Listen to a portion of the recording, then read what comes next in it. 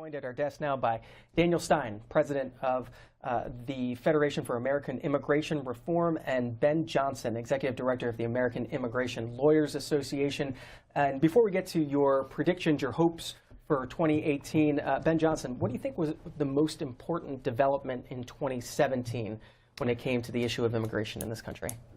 Well, I think it's probably been the emergence of the dreamers and this issue of what do we do with these 1 or 1.5 million young kids who have grown up here in the United States.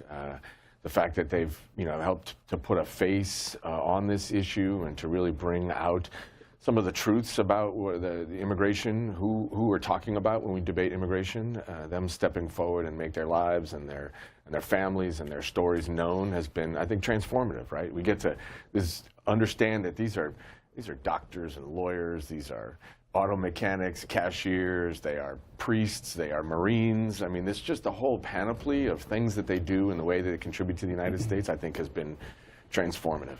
Mr. Stein, over the past 12 months, what do you think has been the most important development? Well, 2017 was framed by Donald Trump's very aggressive campaigning on this issue, and he laid out 10 major campaign promises. And he was walking around with a 10-gallon hat and a lot of rhetorical heat, and he said, look, we're going to deal with the borders, we're going to deal with interior enforcement, we're going to deal with chain migration, which is what he's been talking about, and the White House has made a major priority. And he's talking about state and local cooperation, banning sanctuary cities, defunding sanctuary cities, putting incentives to make sure local officials cooperate in immigration enforcement. He's talking about closing loopholes in some of these non-immigrant visa programs that are subject to all kinds of abuse, the H-1B program, the OPT, Occupational Trading Program visa, the L visa, the J visa. These things have become like for foreign students to simply work in this country indefinitely until a green card comes up. But in the end, what he's talking about is doing what Barbara Jordan's commission in the 1990s talked about in the Clinton administration. Father Hesburgh, 1979, they said, look, our system of family chain migration doesn't make sense. Move to a merit-based system where you have high value-added immigrants, spouses, unmarried minor children, and full stop, that's the end of the chain. You know, we don't get to bring in a married adult brothers and sisters, married adult sons and daughters who turn around and do the same thing, and a never-ending process that's causing the immigration numbers to inexorably flow upward. Somehow in the midst of all this, the Democrats decided to categorize this group of people dreamers back about 2004. Dick Durbin, they crafted a bill. They said, well, we can't get an amnesty bill through, so we're going to create something called dreamers. A sympathetic group, people who came as minors, try to get a bill through that way, haven't been able to do it. Obama, admitting he doesn't have any legal authority to do this, passes an administrative amnesty for so-called DACA, a certain number of people, 800,000 or so, very low vetting standards. And now, suddenly we're all being told there's this crisis where you have to fix DACA. And the Democrats are saying, okay, we want Trump to sign a bill that gives everybody amnesty, but trouble is, we're not willing to give Trump a single thing that he wants, maybe a few bucks on the border, but not a single thing that Trump campaigned on. And that's why we're probably not going to see major legislation of a bipartisan nature in 2018. Mr. Johnson, would you agree with that? Are we not going to see major legislation of a bipartisan nature in 2018? I think we can see major legislation. Major legislation on immigration has been within our reach for a long time. I really think it requires people to stop playing politics with this issue and get at the heart of what it is that we're trying to accomplish with immigration reform, right? The goal of immigration reform is to create an immigration system that's good for America. That means it's good for American workers, it's good for American families, it's good for American business. Right? That's the objective of immigration reform. There's a lot of difficult things to deal with. There's enforcement issues to deal with. There's the fact that we have ignored this issue for a long time, and we have a lot of undocumented immigrants in the United States now whose status has to be addressed. So there's a lot that's tied up in it, but it's within our reach. And I think, Dan's dark view of all of the enforcement things that need to be included in this bill, I think are belied by what's happening. The truth is that Donald Trump has dramatically increased immigration enforcement. Who is it that he's not able to enforce immigration law against? Where is the argument for the need for more enforcement laws or more enforcement language? He seems to have no trouble rounding up and removing people in the United States. So let's set aside those kinds of political issues, and let's focus on the fact that 122 of these kids that he's talking about are losing status every day. And they do deserve an opportunity to to be legal in the only other country that they've ever known. Ben Johnson is with the American Immigration Lawyers Association, the executive director there. Explain what that group is. We are 15,000 immigration lawyers from around the country, representing businesses and families and individuals, trying to help them navigate this complicated system. Been around for a long, long time. And Mr. Stein, the Federation for American Immigration Reform. Been around since 1979. FAIR has over almost 2 million members and supporters and activists around the country at this point. FAIR works to prevent the overcrowding of America through responsible immigration limitation. That means enforcing the border, setting a numerical cap on overall immigration, and making sure immigration helps America again and doesn't just serve the needs of either foreign despots, the immigrants themselves, or employers who want to use immigration to lower labor costs. And they're joining us this morning until about 9:30 on the Washington Journal, taking your comments, your questions as we talk about the future of immigration and immigration reform in this country. Democrats can call it 202-748-8000, Republicans 202-748-8001, Independents 202-748-8002. A special line for border state residents in this segment, 202-748-8003 is that number. Mr. Stein, I want to follow up. You talked about setting a numeric cap on immigration. What would that be? How did you come up with that number? We originally talked about 300,000 a year permanent settlements, okay? And that was easy to accomplish back in the early 1980s, late 70s.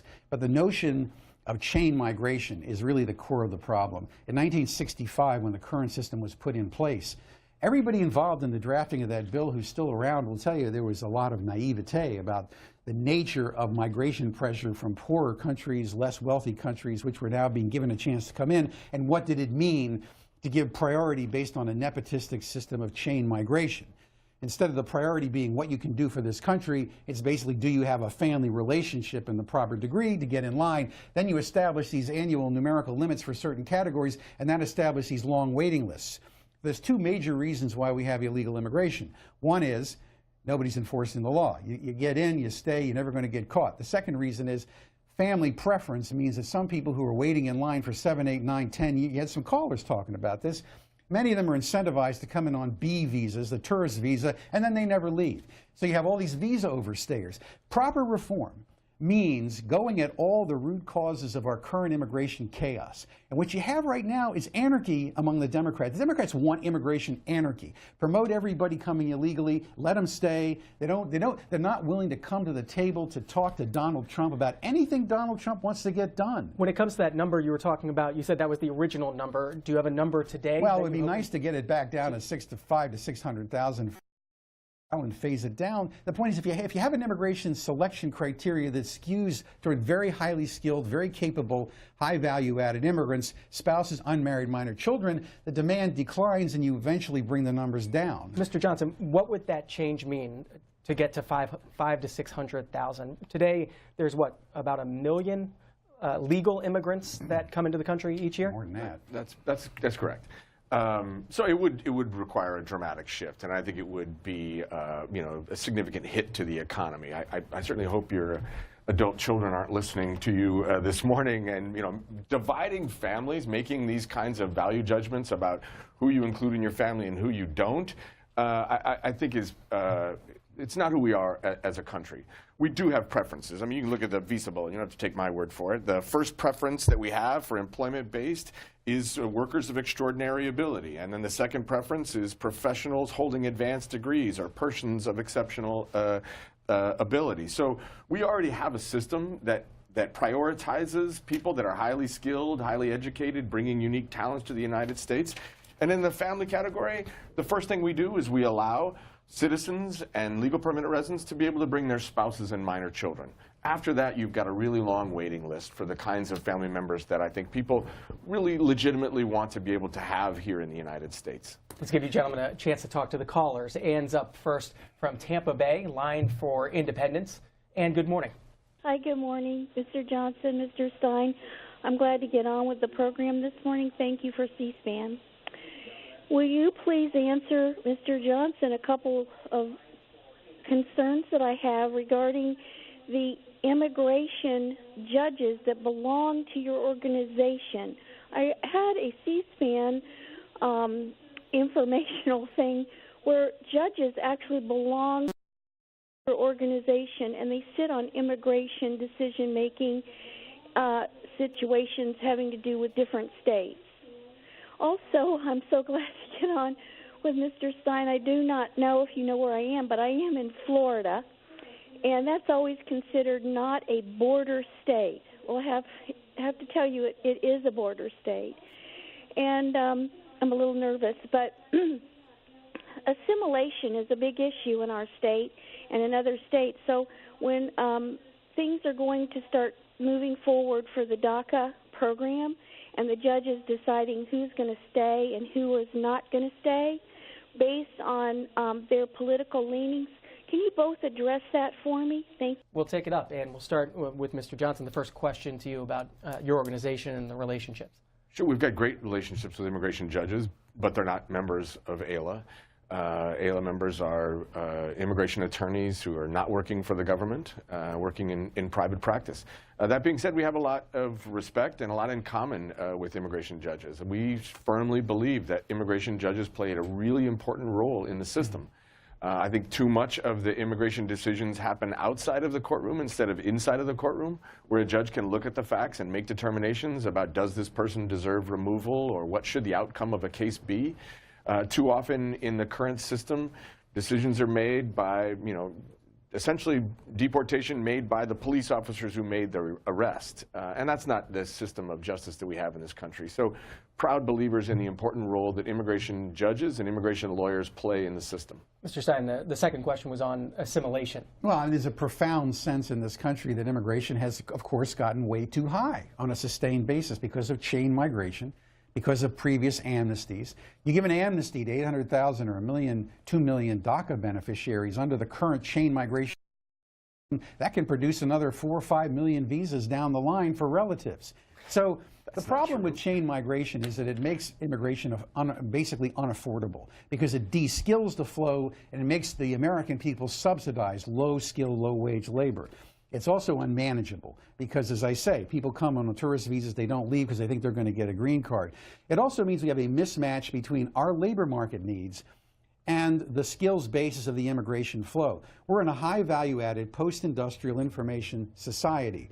American workers have taken on the chin with the outsourcing of manufacturing, with the knowledge economy, meaning you're competing worldwide, with massive immigration since 1975, and it's been growing and growing and growing. We're like 16 million immigrants since 2006. And then you wonder why wages are staying. Although we have AI and automation, American workers have been taking it on the chin, and the net result is an hourglass economy where you have the wealthy at the very top and then the disappearing American middle class because of this tremendous influx of low-skill, low-wage immigrant labor.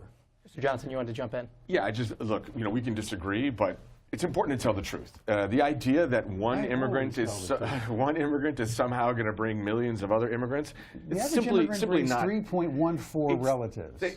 They've got. You're right. Immigrants often come with children and they come with spouses. But this notion of them being able to. Would you ever draw the line? Let's let Mr. Johnson go ahead. I would draw the line, but let's be honest with each other and with the public about how long it takes for a brother and a sister, which is remote as you can get in the immigration system. It takes 20+ years before a U.S. citizen, and it's only a U.S. citizen that can bring their brother or sister. It takes 20+ years for a U.S. citizen to be able to bring that relative into the United States. Doesn't that depend on the country they're from? I mean, right now, all of the waiting lists right now. 1997 is the backlog, right? Those people who applied before 1997. So maybe we have a problem. Maybe we have a problem. No, maybe the system doesn't a priority work. system. It's a priority system. Let's do one at a time. And allowing, prioritizing spouses and children over siblings makes sense. That's what our system does. And I think to your point about the American worker getting it from all sides, I agree with that. There's no question that the economy has been a real challenge for lots of Americans here.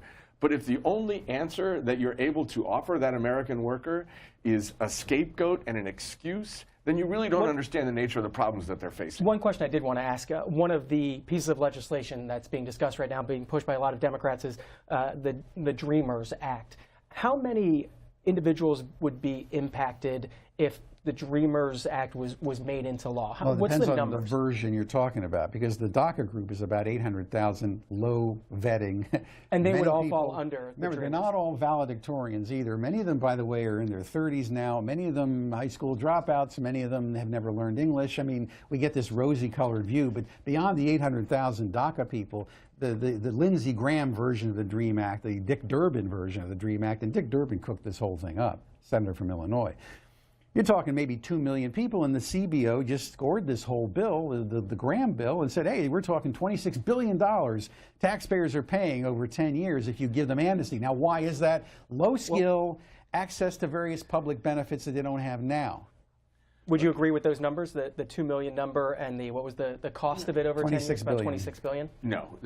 This is the DREAM CBO. Act. This is a DREAM Act, yes. You're probably about a little over a million kids that we're talking about here. And they've been incredible contributors to the United States since the moment that they got here.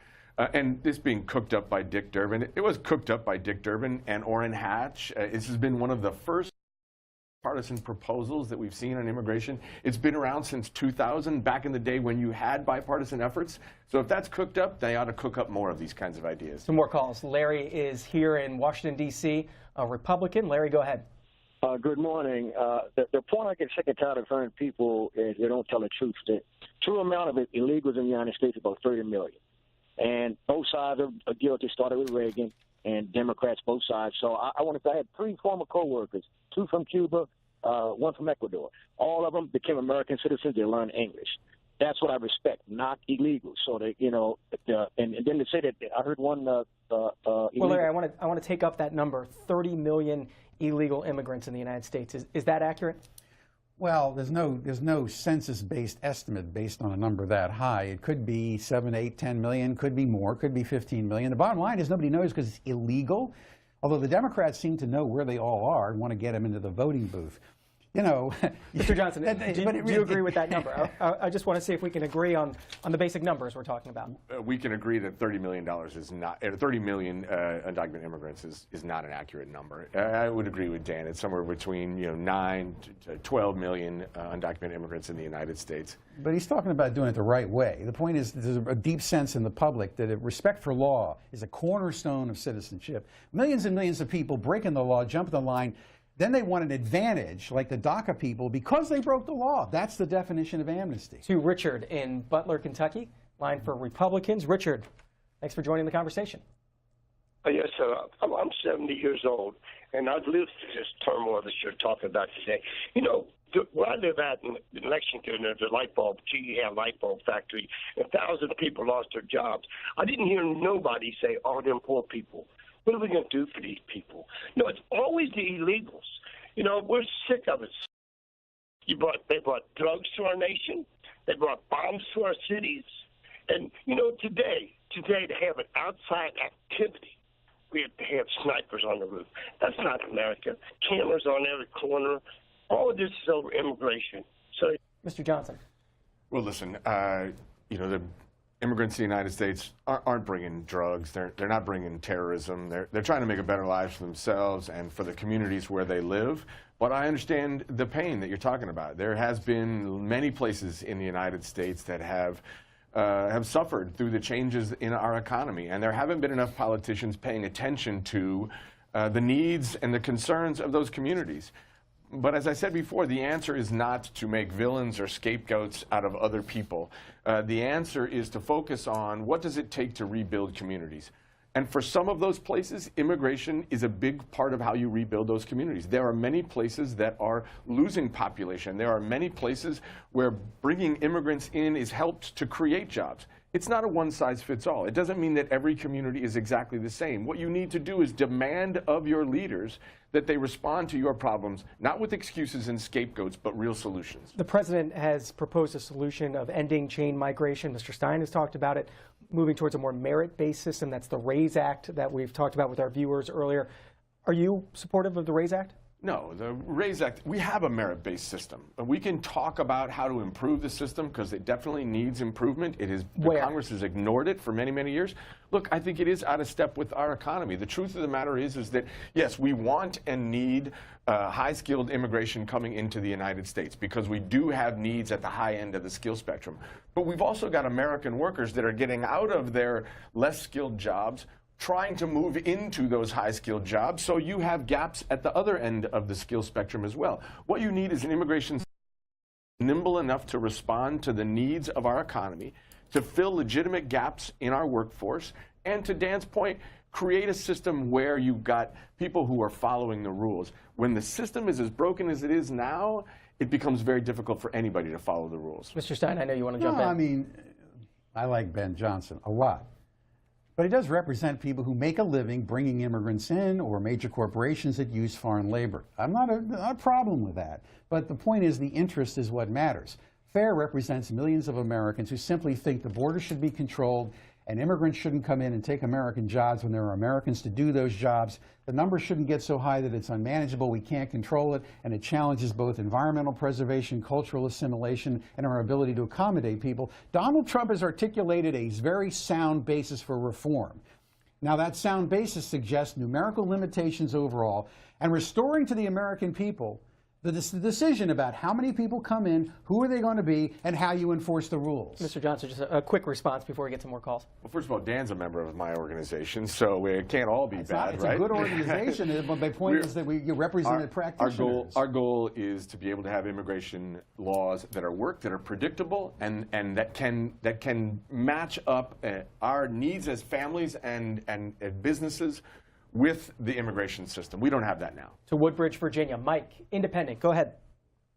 Yeah, I have a question for the man who is only advocating for merit-based system. So in case you bring in a doctor, and the doctor have a uneducated wife, are you going to deny her? Or if the doctor's wife that had a baby and they want to bring their mom to take care of the baby, are you going to deny that? Absolutely. All right. Very simple. Thank you for the question. You're a doctor. You qualify for as a primary beneficiary. You can bring your uneducated spouse, knock yourself out. You can bring uneducated, unmarried, minor children, but you're not bringing your mom. You're not bringing your dad. You're not bringing your uncles, aunts, cousins, brother. Basically, it has to stop with what we call packet migration. This is the family you create. You get married. You have children. You created that family. The family that created you goes back forever. I mean, Ben Johnson, great guy. He and I are probably related if you go back far enough. I don't know how far back, probably about 55 generations. But the point is, we're all related to somebody, so you have to have a rule of reason. And every commission that's looked at this has said we need to move toward nuclear family immigration and stop with this extended family we simply can't deliver. To Atlanta, Georgia. Michelle is a Democrat. Good morning. Yes, good morning, Mr. Johnson. I applaud you. You are doing a fantastic job sitting next to a man who I term, in my view, as a racist. Michelle, Michelle, let's not call names here. What's your question? My comment and my question is, Mr. Johnson, keep doing the good work. My husband and I have a business, and we hire immigration. We hire illegal as well as legal immigrants. We hire Democrats. We would never hire those sheep-wearing hillbillies. Michelle, let me ask you, how do you hire illegal immigrants for your business? I hire them because I want to. There's no such thing as illegal. If that's the case, why don't you white folks go back to that? All right, we got your point, Michelle. We'll go on to, unless you wanted to respond to Michelle. Well, I think you make a good point. This is not a time for name calling. This is a time for solving problems, and I hope we can all get to the business of solving problems. You know, there was a book written by Bernard Manville called The Fable of the Bees in 1714. It ultimately influenced The Wealth of Nations in Adam Smith, 1776. Manville made this important point about labor exploitation. The key about labor exploitation is if you can get to people early enough, you can condition them to work under exploited quasi-slave or indentured conditions. Part of the attraction of illegal immigration for employers is that the tyranny of low expectations takes hold. Illegal immigrants don't expect to get raises, don't expect a career path. They don't expect it. And it's a kind of a tyranny for people to try to justify it on economic grounds, ignoring the immorality of hiring people who are here illegally, knowing the desperation factor makes the bargaining position between employer and employee unfair.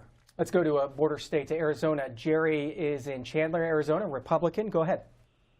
Yes, good morning. First of all, living here, I know a lot of people here that are Hispanic people, and this nonsense about the fact that these DACA kids don't speak English and they don't know where they came from is just nonsense. They all speak Spanish, every single one of them do, and they also go back and forth to their foreign countries to visit their families all of the time. Second to that, so I'd like to know, my question to you on this is what percent of those DACA kids, knowing they're not citizens, what percent of those kids have applied for citizenship? The second thing is I'd like to see our immigration process for anchor babies eliminated. If you know the history about that, it has nothing at all to do with someone coming into this country for 3 years and dropping 3 kids here. Now their families can come after them. That is just nonsense. Jerry, got your point. Mr. Johnson, I'll let you take up. Well, thanks, Jerry. I'm from Arizona, so I also understand the border communities. Look, these DACA kids can't apply for citizenship. The only way to be able to apply for citizenship is you become a legal permanent resident and you stay a legal permanent resident and you stay out of trouble for 5 years, and then you're able to apply for citizenship. So that's the reason that they're not citizens, is that there isn't a pathway available to them to eventually become citizens. And the goal of immigration reform for them is to get them on a pathway to become citizens of the only other country they've ever known, right? They've been here contributing in significant ways. And I think it's the right thing to do to give them a path forward. In terms of anchor babies, let's be truthful here. You can't just come to the United States and have a baby and get a legal status. That's not the way it works. Again, only a U.S. citizen can apply for their parents, and they have to wait until they're at least 21. So eventually, a child that becomes 21 could apply for their parents, but if their parents are here illegally, then there's no way for them to apply for their parents. So the notion of an anchor baby is just simply a political rhetoric that isn't really grounded in anything in the law. Mr. Stein, would you change the system of birthright citizenship? That's probably one of the things missing right now from the congressional debate is something statutory that would clarify the interpretation of the 14th Amendment so that the mother here illegally does not bestow citizenship. Rather, the child is considered the citizenship of the mother's home. On the question of DACA, that's what you would support? like to see, absolutely, because it is a major incentive for people coming here. Many people come here, oh yeah, I got 3 U.S. citizen kids. You can't deport me. We hear this all the time. Oh, you're separating families. Of course, the whole problem of reform. Right, we do it every day. We deport people. Well, you wouldn't. Well, anyway, I'm not going to go there. What I want to talk about is the DACA people. We know 2 things about the DACA group. One is they're all citizens, not of the United States, but they're citizens of other countries where they can go back, prosper, what have you. Secondly, we all know they didn't vote for anybody for president, at least legally, in the last election. Why should this group of people be at the top of the congressional agenda as the major priority? Now, maybe Trump's a savvy guy and he knows the art of the deal, and he says, hey, I'm sitting down talking to you Democrats, you're going to give me what I want, give me the wall funding, give me interior enforcement, give me end-of-chain migration, give me all those things we want, move to a... Trump's supposed to be savvy, but in the end, for the American people, when you look at this last election, why are we leading with the question of an amnesty for DACA? I mean, that's pretty offensive. We've been dealing with immigration reform for more than 20 years. It is time for that issue to be at the top of the list. The more that we keep kicking this can down the road, the harder it gets. So these kids are not first in line in any inappropriate way. They've been waiting, as we have been waiting for immigration reform for 20 years. We have about 25 minutes left in our road here in this segment. So let's get to Eddie in the Bronx, line for Democrats. Eddie, go ahead. Yes, I want to ask a question. Do you think the Cuba Act now is coming to an end under the Trump administration? And also, is immigration today in the 21st century hurting black Americans? I want to see what you all think about that. Mr. Stein, I'll let you go first. Cuba Act. Cuban Adjustment Act is 1966, long overdue to repeal that. Cuban nationals should be treated on the same basis as every other national all over the world. And we've been calling for that for a long time. Problem is the Republican Party has an allegiance to the Cuban community in Florida.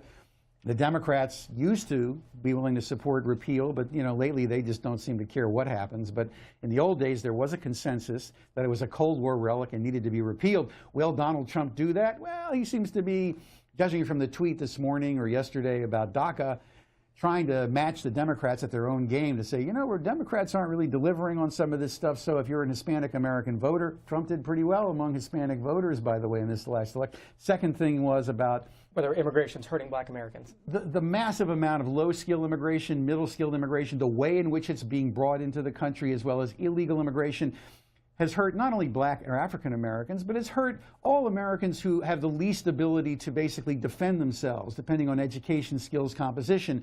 And so in the end, it's been a massive betrayal to the promise of the civil rights movement that many of the same architects of the rights movement put in place a system of laws that are both unmanageable and hurt the American worker right across the board.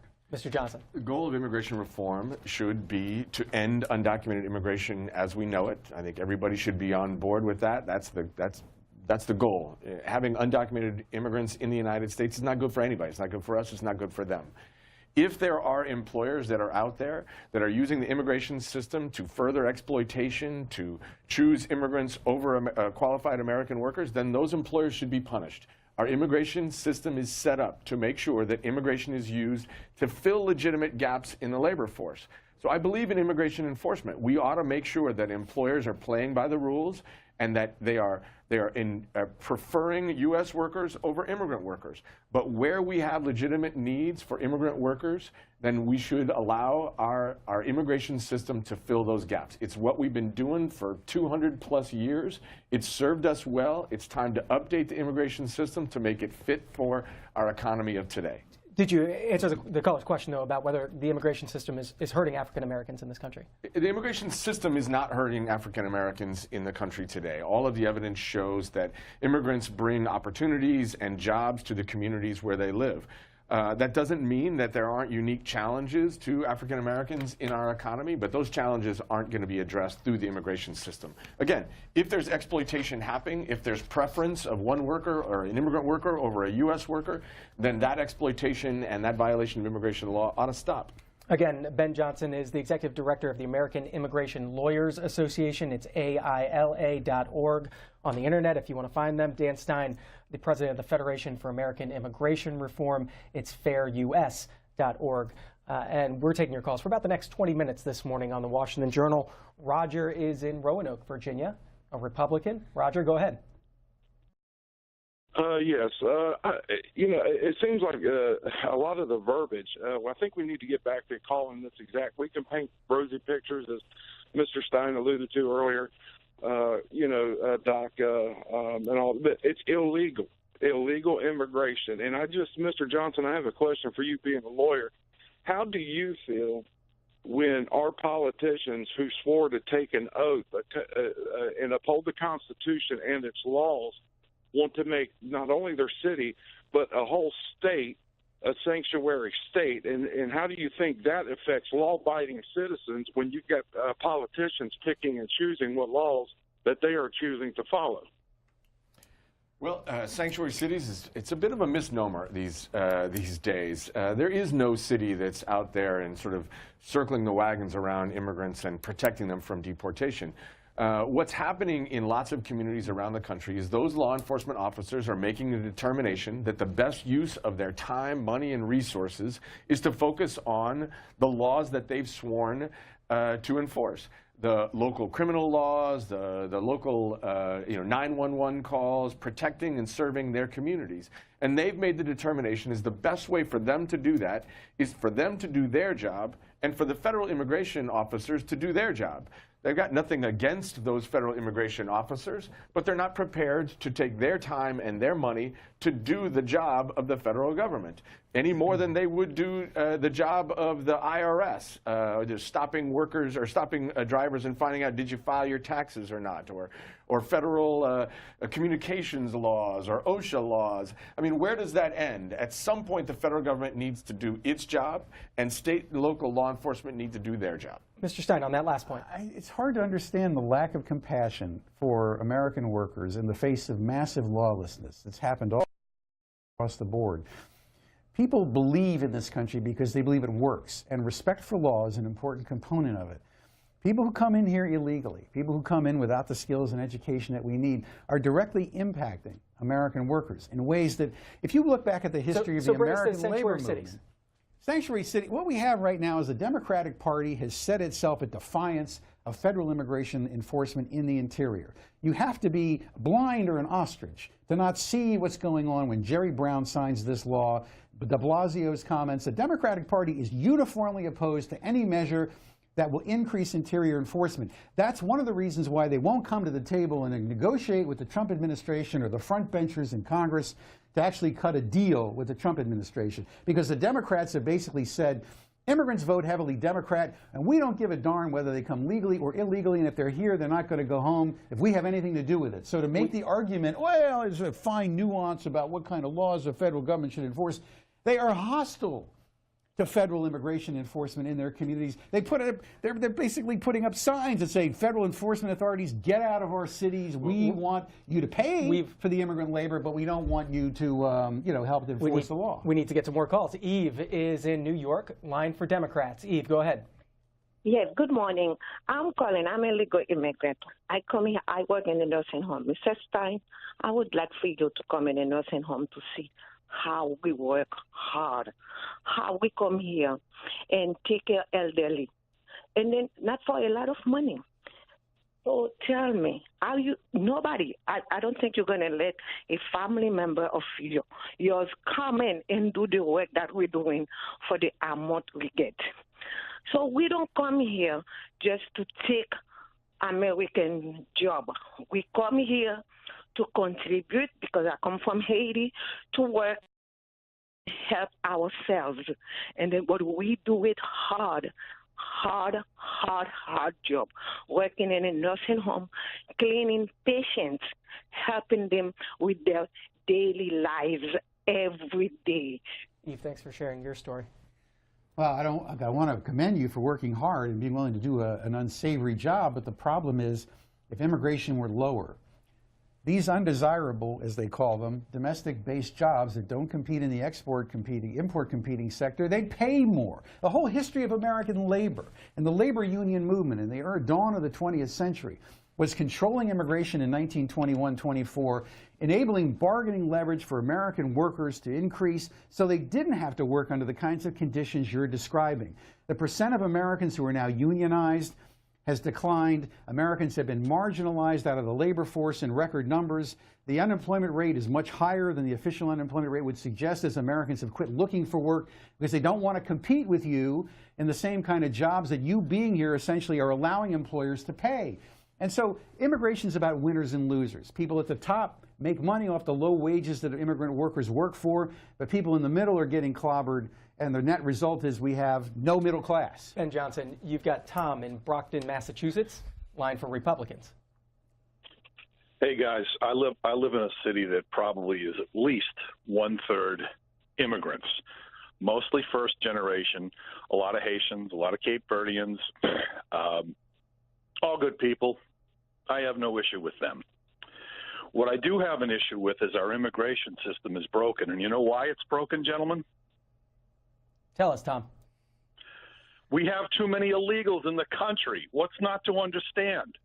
We've had a policy for the last 30 years. Really, it started with Jimmy Carter, of where, you know what? Country illegally, we're not going to enforce our immigration laws, okay? So, no, I'm sorry. I support this president. I belong to a labor union for 35 years. I normally vote for a Democratic president, but this guy was music to my ears. Mr. Johnson. So I agree that we have a problem with undocumented immigration. We have too much undocumented immigration. That the immigration coming to the United States should be legal. The problem is that we have an immigration system that has stuck its head in the sand in terms of the economic and labor force realities of today. The truth is that we do have a lot of jobs growing in the high end of the skill spectrum, and we have a lot of gaps at the low end of the skill spectrum in our labor market. That's not an insult to U.S. workers. U.S. workers are moving out of those jobs, the kinds of unskilled labor like housekeeping and taking care of the elderly. because they're getting better educated and they're getting older themselves. The problem is that our immigration system has no way for legal immigrants to come into the United States to do that work. There is no temporary worker visa for somebody to take care of the elderly. There's only 5,000 green cards, permanent visas available for those workers across all of the country, across all of the job spectrums. So when you have an economy that says help wanted and keep out at the border, you're going to have an economy that is at war with the immigration system, and unfortunately the economy wins every time. Mr. Stein, you've got Jason in Montgomery, Alabama, line for Democrats. Go ahead. Hey, good morning, gentlemen. I got to take 2 points. So my first point is, here in Alabama a few years ago, they passed a House bill that was supposed to crack down on legal immigration. And when they did that, they had a mass outflux of the migrant workers from the agricultural jobs in the area. And the farmers went nuts because they didn't have anybody to fill those jobs. And so the issue is that regardless of whether or not you agree with these workers being here, we are dependent on them. You cannot all of a sudden deport all these people and expect no difference. And one farmer here in Alabama said, okay, if you want to get rid of illegal immigrants, stop eating, because all the fruits and vegetables you see in the store are a product of their work. And the reason why we can't get Alabamians to do those jobs is because they get paid by how much work they do. And people were not applying to do the jobs. It wasn't like, oh, there was this mass people saying, oh, we'll fill in the gaps. No, they did not do that. That's the first point. Second point is that the reason why they're here is because they're jobs. So instead of always focusing on them, we can talk to the employers to make sure they're doing what they're supposed to do, because these people are not villains. They're trying to make a living. They're trying to make a better life for their families. And so not saying that them being here is right as far as legally, right? We know they're not, they didn't go through the right process, the right channels. But we're dependent on them now, and they're here, so we need to deal with it. Mr. Stein. The American economy is choking on a mass influx of foreign labor. The vast majority of jobs created in the last 8 years have gone to foreign workers, immigrants, not native-born citizens. Net effect, wages have been stagnant, marginalized American workers not in the labor force. And you're justifying a system of labor exploitation is what it boils down to, but you're saying is no free American will do this work. Well, why did so many millions of people fight and die in the American Civil War in the defense of a system of slavery to basically pick cotton? Well, they didn't believe free labor would pick cotton under the conditions. And so you saw all those people fight and die in the preservation of a system of economic privilege. And when you're making the argument, well, our food's going to cost more, well, we're going to have to pay a little more for people who are cleaning our bedpans, as a fundamentally immoral argument based on labor exploitation, it is wrong, it needs to stop. And the solution, the big difference between me and my colleague Ben Johnson is he doesn't believe numbers matter. As far as he's concerned, raise the sky, the limit, bring in 25 million a year, go grow to 1 billion people by the end of the century. Fair believes we need annual numerical limits, re-empower American workers, give the country a chance to catch up. Maybe our infrastructure could catch up. I get up in the morning at 4 o'clock to get to work because our highways are so choked with traffic, because our immigration levels are not calculated to match the needs, the domestic needs of the American society. About 10 minutes left in our roundtable discussion this morning. We're talking about the future of immigration reform. And I want to come back to that subject, Mr. Johnson, as we look ahead to 2018. What is a realistic 2018 look like in your eyes when it comes to immigration? What will we see 12 months from now? You know, I'm going to be honest and say that I don't know. I think that we're in a very unique political situation where I think the game has changed completely, given who's in the White House and the way the politics is being played right now. I mean, I'm not particularly hopeful about the language and the rhetoric, the fear and the scapegoating that's happening right now. I don't think is good for the immigration issue. This notion that immigrants are somehow responsible for traffic problems and they're responsible for health care problems. And I mean, laying the blame at the feet of immigrants for all of the problems that we face as a country is not only wrong, it's just misguided. It's not going to get us the answers that we need to those important problems. I want to end exploitation. I want us to have an immigration system that ensures that the workers that have those jobs get the wages and the salaries and the worker protections that they need. But even dramatically increased wages, we are still going to need immigrant labor in certain sectors of our economy. And our current system doesn't allow the kinds of legal immigration that we want and need to fuel our economy. I hope that the political debate will shift to a conversation about how do we build that kind of system. And I hope we'll move away from the angry, divisive rhetoric that paints decent, hardworking people as something other than members of our communities trying to build a better life. People make money off immigration, okay? People make money. Corporations and others, they profit from it. A political party is trying to build its political base through immigration. How do you get to political compromise when you have all these corrupting influences that don't take an enlarged view of the national need? You take a look at the Democratic Party right now and you say, all right, are they going to sit down at the table with the Trump administration and the leaders in the Republican Party and say, we're willing to meet you halfway? There is not a shred of evidence right now. So where do you think we're going to be in January 2019? Well, basically, we're probably going to see a partisan, i.e. Republican package that somehow gets through either piecemeal and others that talks about many of the Trump proposals, the ending chain migration and others, because right now— The wall? Certainly going to be some wall funding in there. Yeah, I mean, they're going to try to deliver some of the things he wants. It's not going to be easy in the Senate, obviously, but in the end, there's an emerging consensus. What Trump has done is dramatically elevated the profile. Americans are beginning to understand why immigration is out of control. They're beginning to understand the Democrats are talking anarchy, immigration anarchy, and they're beginning to see why nothing gets done. In the end, you have to have some kind of limit on immigration. You can't just legalize everybody, let them all stay, and then turn around and say, we need more. A little bit of time and a lot of callers waiting to talk to you, gentlemen. But let's talk about that for a second, because the notion that people aren't willing to negotiate on immigration is just flat out wrong. What's Durbin been? Tell me one thing Durbin's been willing to do. In 2006, Democrats and Republicans came to get a comprehensive immigration reform package, and both sides gave up a lot. There was a lot of enforcement. There was a lot of improvements to legal immigration. That happened again in 2009, and then again in 2013, recently, this Gang of Eight bill, where what was coming out of that was a massive increase in border enforcement. There was increases in legal immigration.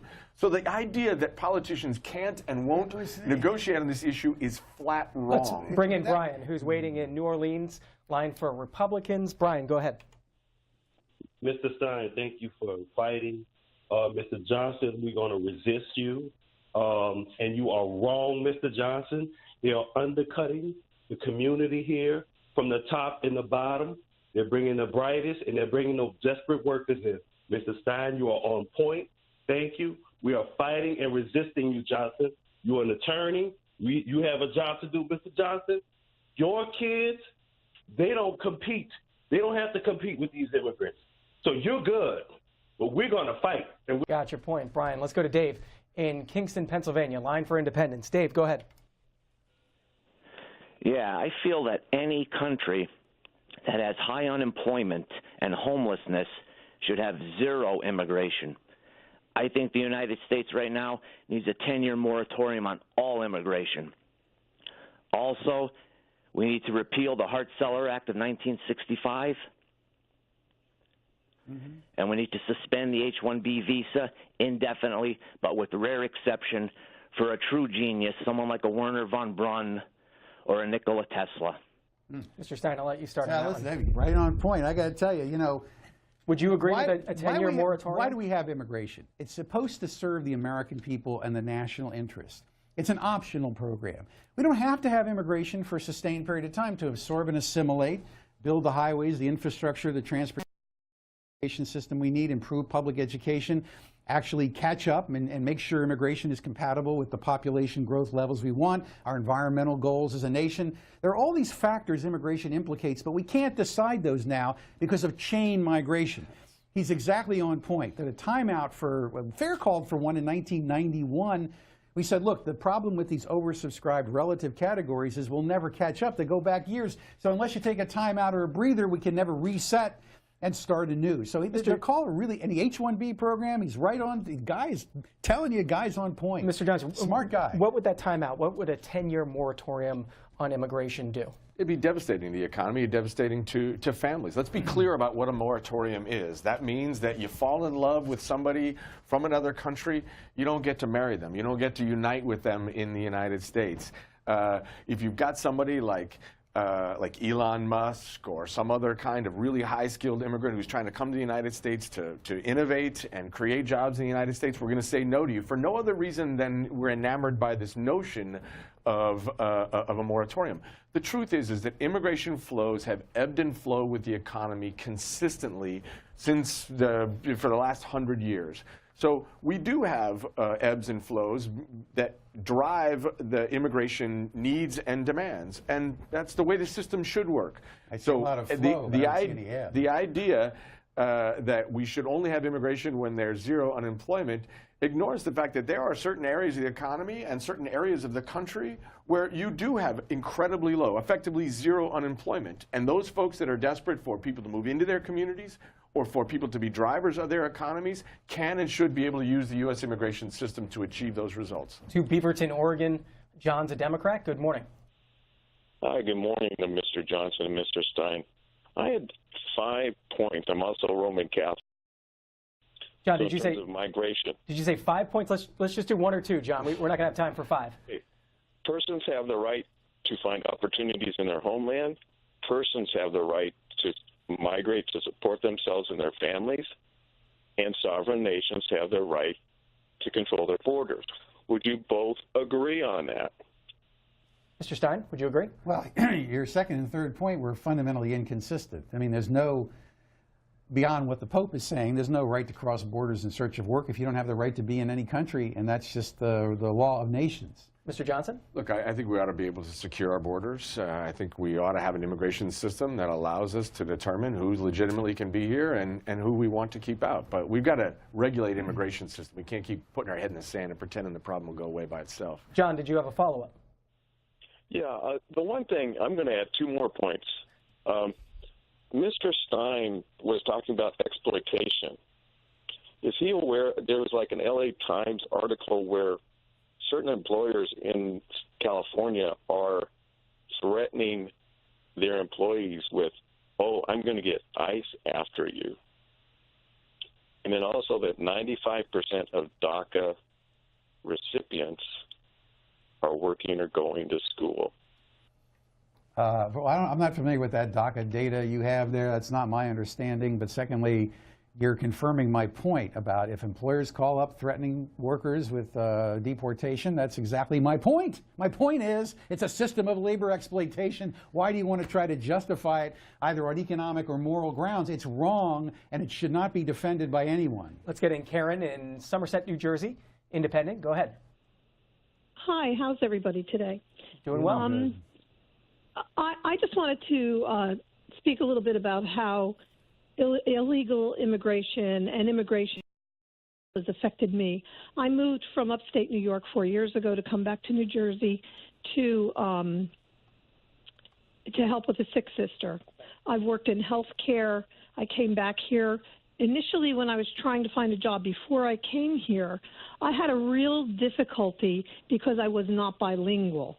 So now, as an American citizen, American born and bred, I'm coming here. I have no problem with people who come here legally, but it affected me. I had a really hard time finding a job because I was not bilingual.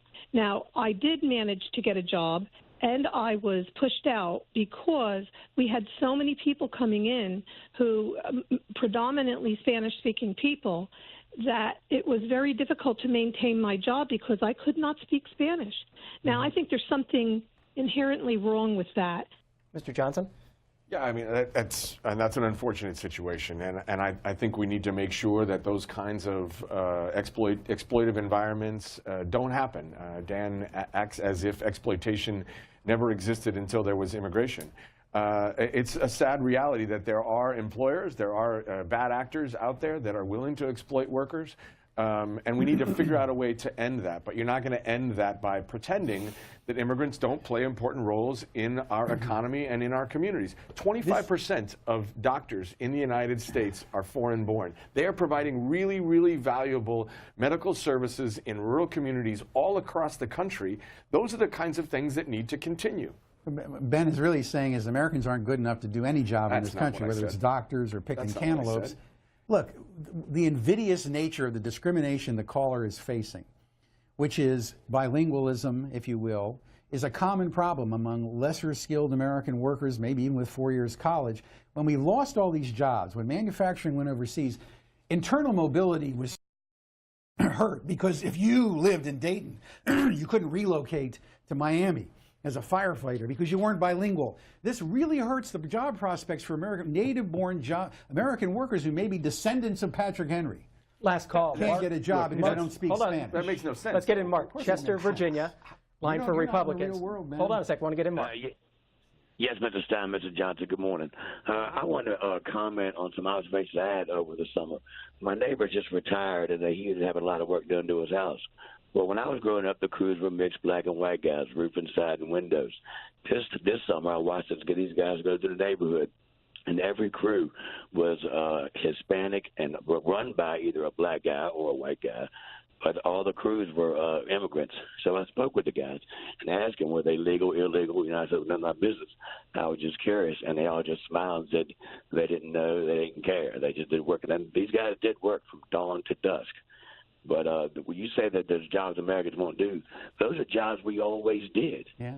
Yeah. I'm not saying Mark, our last caller, so go ahead. Yeah, I'm not saying there are jobs that Americans won't do. I'm saying that there are jobs that are out there where Americans in certain areas of the country, certain sectors of the economy, where there are less Americans competing because they are competing to be the head of that crew. They're competing to start their own company, to have their own crew of workers. So it's not an insult to American workers that they're not willing to go back into the fields and pick cotton when they lost their good auto working job. They're looking for opportunities higher on the skill spectrum, and they're getting older as a workforce.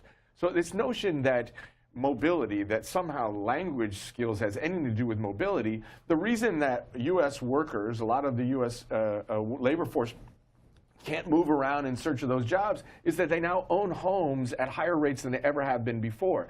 They've got a mortgage in Ohio. That's what them from moving to rural Kansas to pursue another job. So those kinds of labor mobility are real challenges, and what we need is real answers to bring jobs to those areas. I'll give you the last 30 fundamental seconds. Misunderstanding. This is what Donald Trump has put his finger on, and why Trump is correct to sit these elites, you know, upscale elites who look condescendingly down on blue-collar workers and see the decimation of American workers out of industry after industry after industry, and take this condescending attitude, well, Americans are all going there, they're all, you know, busy getting Rolls Royces because they're taking all these professional jobs. This totally detached, studied air of unreality is why Donald Trump is President of the United States, and why FAIR is going to support Donald Trump's legislative agenda in 2018. And we're going to have to end it there. Daniel Stein is with FAIR, the Federation for American Immigration Reform. It's fairus.org. Ben Johnson is the Executive Director of the American Immigration Lawyers Association.